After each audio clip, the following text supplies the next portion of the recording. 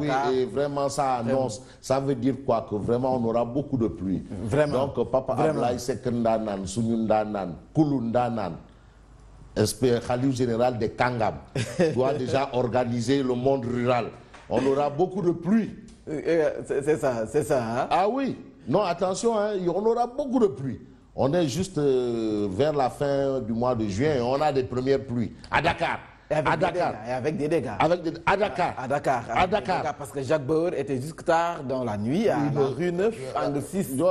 Jacques Bauer, il va mettre les pieds dans l'eau. Avec une partie d'un immeuble qui s'est affaissé juste après la nuit. Ah bon? Oui. Ah, et voilà. Sécurité.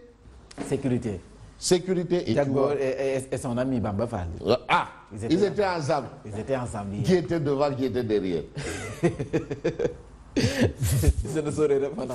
Ah non, ça c'est Jacques Bauer, toi aussi. Certainement. Jacques Bauer, c'est le représentant de l'État. Donc il était devant. Voilà, l'actualité donc très bien fournie ce matin. Oui, très bien fournie par le sport, hein, comme vous l'avez dit tantôt. C'est vrai qu'il y a eu des premières pluies et déjà des dégâts énormes à l'AIBD.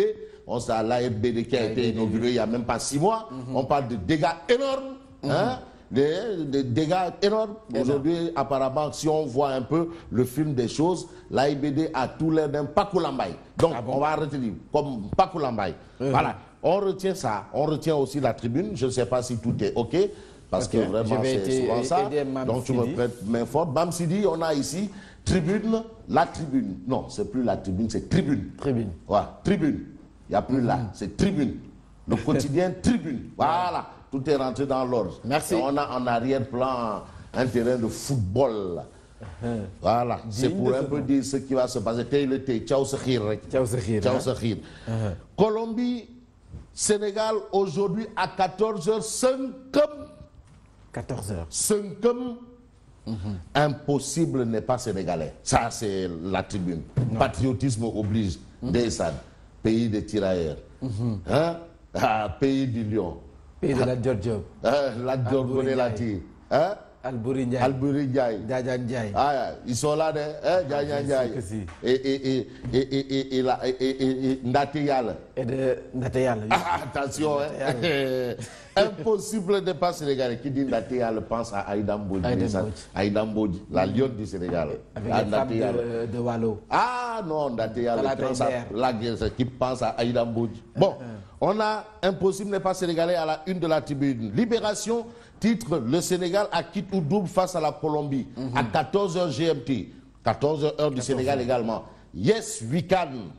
Yes, we can. On a Koulibaly, Kalidou qui déclare on est capable. Aliou Cissé, on entrera sur le terrain pour nous qualifier. Voilà, liste des 11, Diao Baldé et Cheikhou Kouyaté de retour. Ça, ce sont des informations qu'on a. L'autre information de Libération porte sur justement ce qui s'est passé à l'AIBD hier. Alors, Libération dit quelques gouttes de pluie et AIBD plonge. Voilà, plan hors sec pour AIBD. Il faut un plan hors sec. Pas hors mouillé, hors sec. En tout cas, l'alerte est sonnée. Hein. Ah, l'alerte est sonnée. En tout cas, on a ça. Yes, we can, c'est ça. Libération. Wolf Quotidien, news pas de ça passe ou ça casse. Il n'y a pas, non. Il n'y a pas de chose, non, c'est clair, ça passe. Wolf Quotidien, Mam Sidi. Wolf Quotidien, titre Sénégal, Colombie ce jeudi, ça passe ou ça casse. Voilà, Wolf Quotidien, vous l'avez ici, je vais peut-être. Voilà, ça passe ou ça casse. Voilà, Wolf Quotidien est là. Aliou Cissé qui dit c'est un match difficile qui nous attend. Joseph Koto, Boutchou, Joseph Koto. El Coquisto, il faut étouffer les Colombiens dans leur zone. Ah, ils donnent déjà la clé du match. Il ne faut pas reculer, il faut avancer.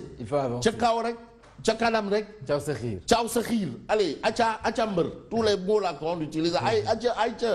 Ah oui, s'il fallait même vraiment dans les supporters là, les 12e gagnés. Moi je propose souvent qu'on amène Hippo Ngari et Nyokobay. Au moins on leur pose un micro. C'est important. Ah voilà, il faut amener ces gens-là parce que là maintenant c'est le cœur du Sénégal qui doit battre. C'est des gens qui font battre le cœur des Sénégalais et du Sénégal. Vraiment. Adja Kharmbaye Madiaga, vous les avez, voilà. Et les Hippo Ngari. Nyokobay. Voilà. Alors, le quotidien titre Sénégal-Colombie à Samara, 14h, un but, une fois. Non, non, vraiment, la presse est allée avec beaucoup de patriotisme. Vraiment. Ça passe ou ça casse. Après, non, il ne faut pas venir pour nous dire oui, presse irresponsable. Nous, on a bon dos. Hein. Ben là, quand l'heure sonne aussi, ça sonne. Hein. La presse a joué son rôle. Ah oui, un but une fois. Ça, c'est le quotidien, le quotidien. Et puis, Vox Populi, rendez-vous pour le commencement de l'immortalité. Tu as vu la grosse interrogation, c'est une interrogation. Rendez-vous pour le commencement de l'immortalité. L'heure du Demba-Guerre. Vox Populi, c'est maintenant le Demba-Guerre. C'est-à-dire les lions sont contents et de laisser leur sang, leur eau, leur peau, leur poil, tout. Là maintenant, il faut tout donner. Demba-Guerre, c'est-à-dire il faut laisser tout, c'est-à-dire même sa vie. Demba-Guerre, pour les lions à qui la défaite est interdite. Demba-Guerre. Voilà, il faut tout laisser. Voilà, enquête. Mais enquête dit, mais pour l'honneur de l'Afrique, ouais, Gaï. Vraiment, sérieusement. Gaï, Sénégal. Sérieusement. Sénégal, Gaï, équipe nationale. L'Afrique a besoin de L'Afrique a besoin du Sénégal. L'Afrique a besoin du Sénégal. Mais c'est l'Afrique. Comme toujours, hein. L'Afrique a toujours eu besoin du Sénégal. L'Afrique a encore besoin du Sénégal. Mais le Sénégal, mais c'est le fer de lance de l'Afrique. Ah oui, quand l'Afrique, c'est le Sénégal. Ah oui, attention, hein. Les Toubabs, là, ils n'ont pas été fous, hein. Ils connaissent. Mondial 2018, Sénégal, Colombie à 14h, pour l'honneur de l'Afrique, Ndeyssan. Alors, l'As quotidien. L'As quotidien, rendez-nous foot de joie. Ok, rendez-nous foot de joie. Au lieu de fou de joie. Donc, foot de joie. Non, c'est-à-dire, c'est pour dire qu'actuellement, le Sénégal, il y a les inondations, il y a des problèmes peut-être socio-économiques et patati et patata. C'est vrai qu'il y a le plan Sénégal émergent et tout le reste. Mais les gens ont besoin de gloire. Tu sais, le Sénégalais aime la gloire. Soif de gloire. Aujourd'hui, il n'y a que cette équipe qui peut nous rendre cette joie-là. Rendez-nous foot de joie. Ça, c'est le titre de l'As quotidien ce matin. Et l'Observateur. Mais l'Observateur dit fin d'un exploit. Voilà, fin.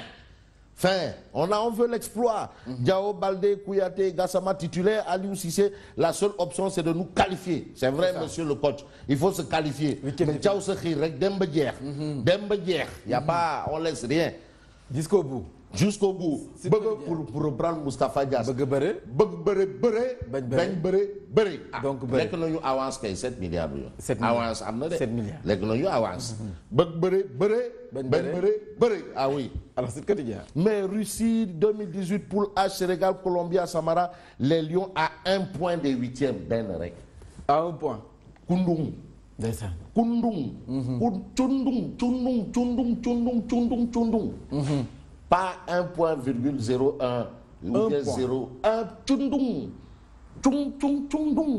Bon, allez-y comprendre. Alors, le soleil. Mais le soleil, titre Sénégal, Colombie, duel à mort. Duel à mort. Duel à mort. Avancez, Aïcha, Joseph Koto le dit. Il dit que non, il faut les asphyxier. Les Colombiens, là, il faut qu'ils soient asphyxiés. Il ne faut pas reculer. Non. Aïcha.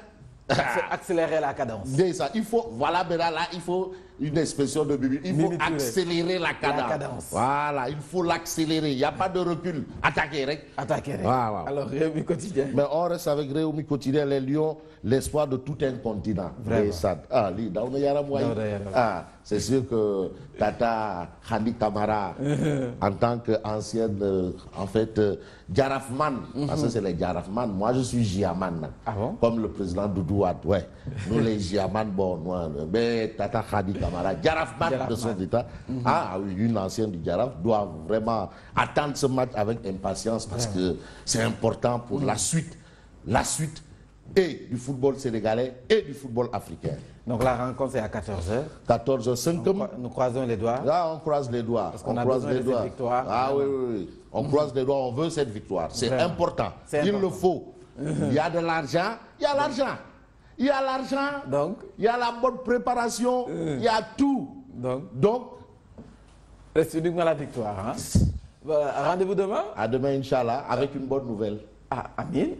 Alors moi, je vous retrouve tout à l'heure et c'est pour le journal.